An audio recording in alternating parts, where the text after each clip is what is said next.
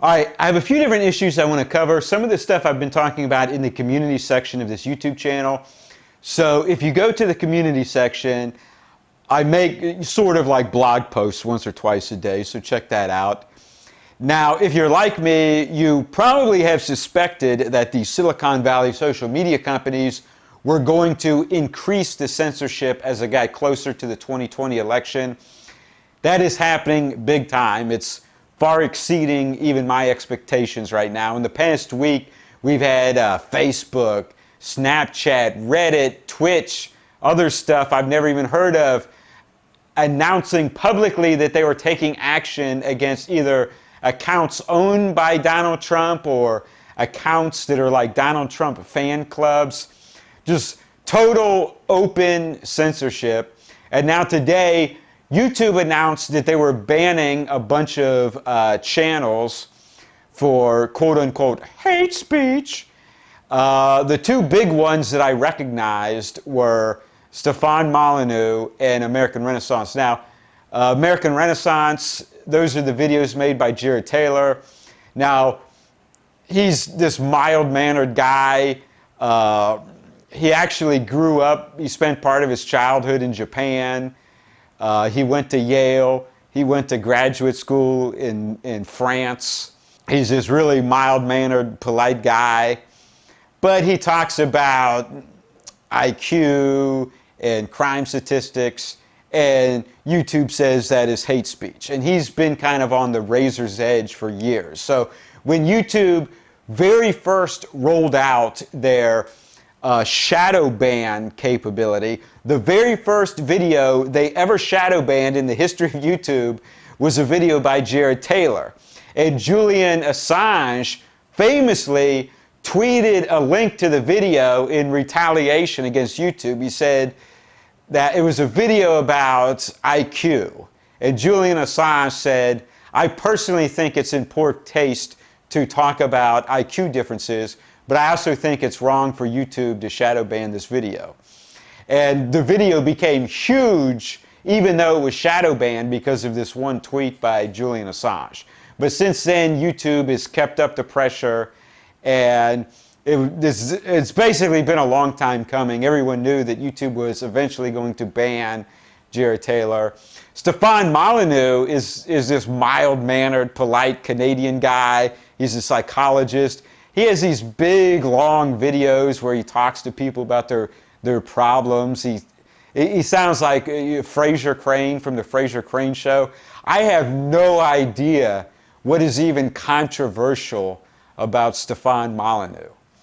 And the Twitter mob was celebrating the banning of Stefan Molyneux, saying that he is a white nationalist, or at the very least, a gateway to white nationalism.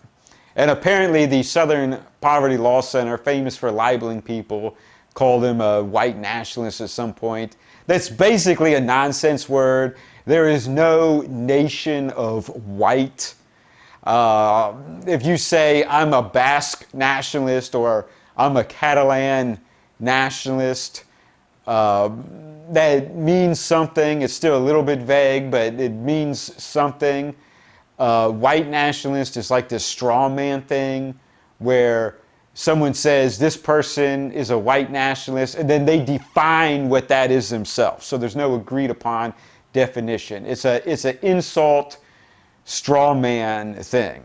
Okay, now on to the core of what I want to talk about. So I've been discussing the CHOP, formerly known as the CHAZ, the Capitol Hill Occupied protest. This is 6 blocks in Seattle, which are supposed to be a 24 hours a day, 7 days a week Black Lives Matter protest. And the mayor of Seattle has been actively supporting and defending this occupation, and she even delivered larger barricades to the occupiers to put in the street. Now, last week, there were 4 shootings in 4 days, 1 dead. And in each case, everyone is refusing to cooperate with the police. There's video of the police being violently obstructed. The 3 survivors of the first 4 shootings are all refusing to cooperate with police. So finally, Mayor Durkin of Seattle conceded that it was going to have to go after she's been supporting and defending them all this time. So over the weekend, city crews went out with a bulldozer to remove the barricades, some of which, as I said, are like 4,000-pound concrete barricades that Mayor Durkin delivered to them as a gift. Well, someone pulled a gun on the city workers and they all fled. So that was Saturday or Sunday. So 3 a.m. Monday morning, there was another shooting. 16-year-old black male dead. 14-year-old black male fighting for his life. Here's what we know.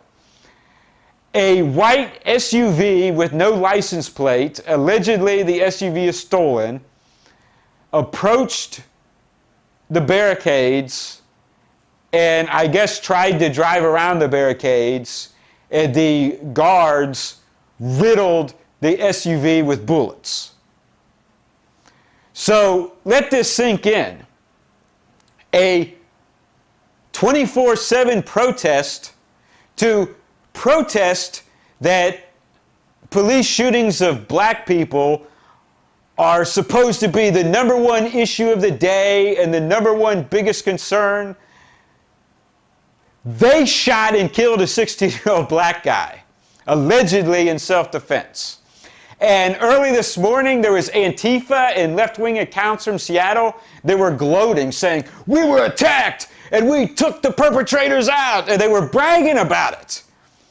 There was an Antifa account that said, 2 men in an SUV were rampaging around, firing at us, and with precision accuracy, we took them out. So, the police aren't allowed to have any self-defense shootings, but they are. This is so unbelievable. You couldn't even make up a story this crazy if you tried. And by the way, this killing of a 16-year-old black male by the CHOP security guards, they're refusing to cooperate with police right now. And so this brings me to another topic. They tried to start an occupied protest in Louisville, Kentucky. Now, there was already one huge shooting at a Black Lives Matter protest in Louisville, Kentucky. This happened towards the end of May. There was 500 or so people rioting in front of City Hall. They destroyed a statue of an old French king that is in front of the City Hall. They were battling with police, and someone in the crowd said, "This would be a great time for me to pull out my handgun and get revenge on some gangbangers over there that I don't like." And so someone pulled out a gun, opened fire, shot 7 people. None of them died, but he shot 7 people. No one's been arrested yet. Flash forward a month. This weekend, they were trying to do a 24/7 protest in Jefferson Park in Louisville, Kentucky, even though it's named after an evil white slave owner. Someone opened fire. There's some cell phone videos you can hear, all kinds of gunfire. This time someone actually was arrested, a guy named Nelson Lopez. He's been arrested. I guess he's white. I don't know. He looks a little bit ambiguous, but I guess basically he looks white. The guy he shot is definitely white. He is a fair-skinned guy with blonde hair. The guy he shot is being described as a photojournalist and a social justice activist. And Nelson Lopez himself was a left-wing activist. And I don't know what the motive was. I mean, a lot of times these guys open fire and the people that they actually kill are unintended bystanders. So I don't know if the guy he actually killed was the intended person or an unintended bystander. Finally, I want to talk about the presidential election in Poland. So they had round one of the presidential election. Now, the incumbent is Andrzej Duda, and he was elected in 2015.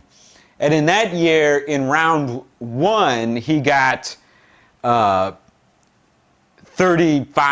of the vote versus the main opponent's Civic Platform getting roughly 34%.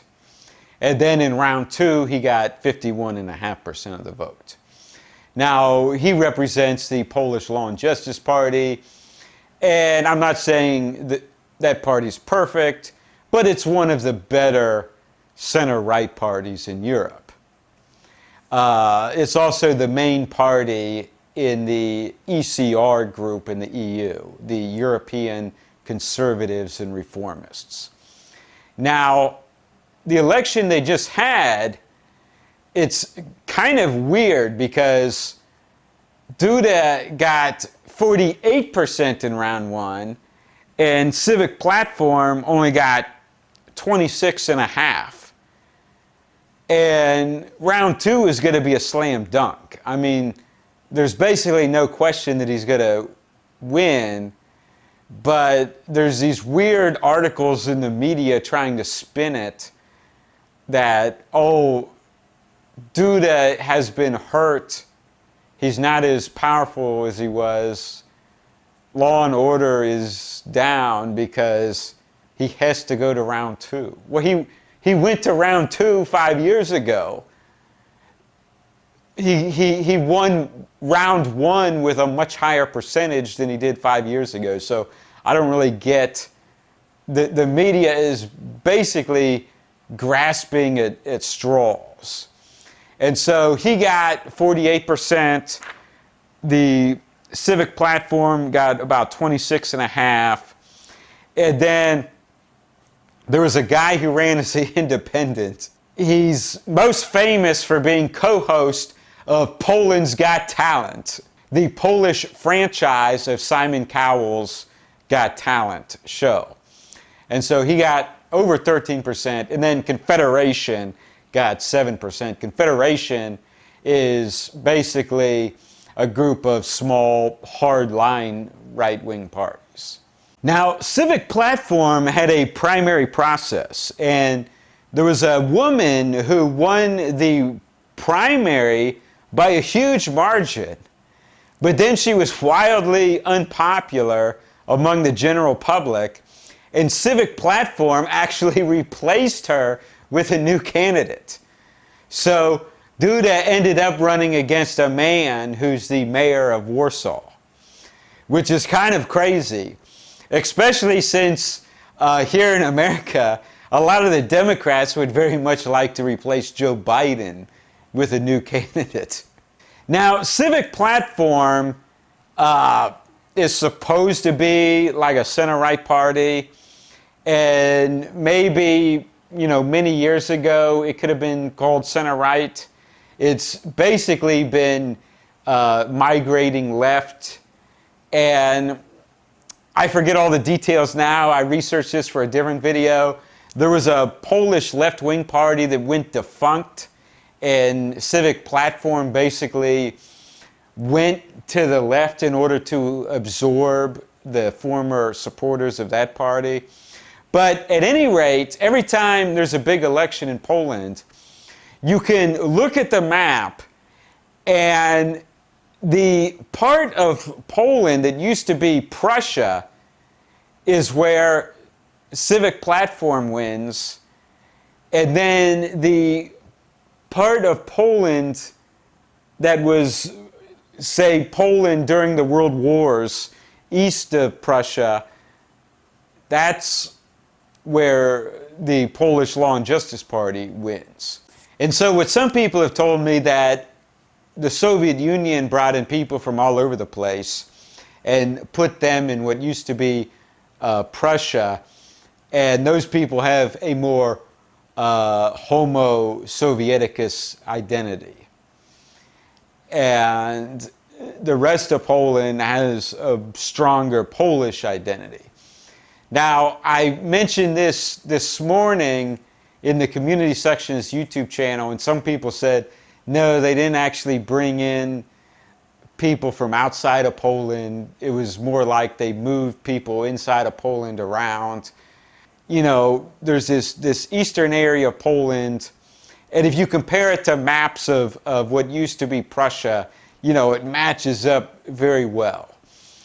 That what used to be Prussia is now the more liberal part of Poland. And so in Poland, east of what used to be Prussia, that's where the Polish Law and Justice Party wins by big margins for the most part. And so I really would like to get, you know, conclusively to the bottom of this. So if you're watching this and you live in Poland, post a comment. Let me know your take on this. Did the Soviet Union bring in a lot of people from outside of Poland, or was it just because of people being moved around within Poland? All right, thanks for watching this video. Click the like button, post a comment below, tell me what you think about all this. And please consider making a donation to this YouTube channel, as YouTube has mass demonetized all my videos. And at this point, I don't know if they'll ban me or not, so subscribe on Bitchute. And I would like to thank Robert and Kevin for making donations, as well as Jaden, Rick, and Cohen for making donations on Patreon. And I'd also like to thank the people that are making donations each month on Subscribestar. Thank you very much. All right, click the subscribe button. New video every few days, as long as I don't get banned. In that case, you'll have to watch me on Bitchute.